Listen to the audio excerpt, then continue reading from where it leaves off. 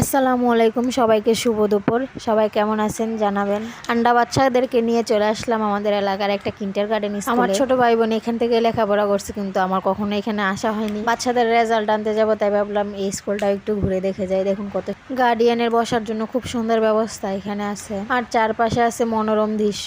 এগুলো থাকলে লেখাপড়া এমনিতেই মন বসে। আমাদের এলাকা শিল্প কারখানা দিয়ে ভরা, চাষাবাদ খুবই কম হয়। চারপাশে শুধু কাপড়ের মিল ফ্যাক্টরি, যার যতটুকু জমি আছে শুধু সেই ততটুকুতে ফসল ফলায়। চারপাশের দৃশ্যগুলো দেখে আমার আবারও এই স্কুলে পড়তে ইচ্ছা হয়েছে। আপনারা কে কে ছোটবেলা কিন্ডারগার্টেন স্কুলে পড়ছেন কমেন্টে জানাবেন। বাচ্চারা বলছিল এখানে নাকি একটা ছোট্ট কুঁড়ে ঘরও ছিল, যেটা নষ্ট হয়ে গেছে, তাই ভেঙে আবার এরকম সিমেন্ট দিয়ে তৈরি করছে। পরে স্কুলের দপ্তরি এসে মাঠটা ক্লিয়ার করবে।